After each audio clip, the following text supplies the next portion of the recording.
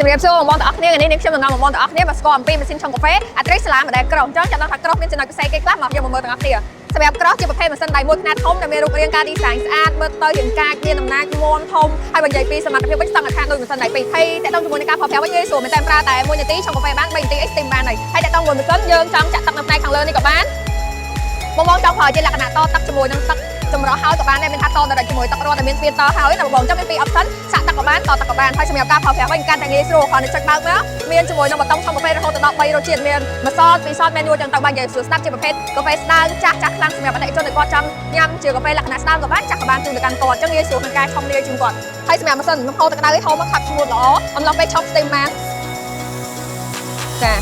អំឡុងពេលឆុងស្ទីមបានចឹងលឿនគាត់ចង់ប្រភេទចាក់ក្តៅក៏លឿនតែក៏លឿនដែរ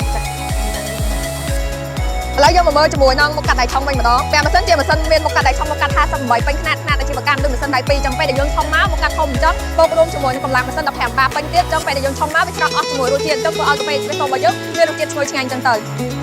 ហើយសម្រាប់ tip ក៏អាចបត់បែនបានងាយស្រួលក្នុងការប្រើប្រាស់មែនទែនចឹងតម្រូវនេះបងចង់ដកយកទៅចាក់ចោលក៏បានបងចង់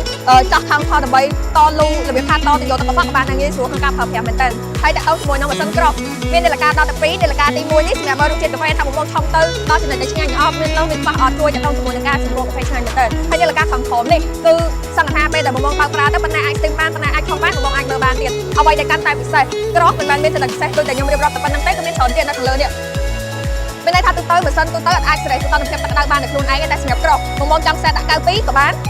93ក៏បានចង់ថយលើហ្នឹងក៏អាចសេតបានដែរកម្ដៅគឺអាចសេរីបានអញ្ចឹងកាលណាដែលយើងអាចសេរីកម្ដៅទឹកបានជួយទៅលើសន្តិភាពកាហ្វេយើងធ្វើឲ្យកាហ្វេយើងភ្លុចតែអ្វីចង់បានគឺមានថាចង់បានឲ្យវាក្តៅល្មមប៉ុណ្ណាកម្រិតប៉ុណ្ណាគឺកាហ្វេយើងអាច control បានមួយទៀតក្រោះក៏មានកន្លែងសេរីព្រីមជូសិនដែរ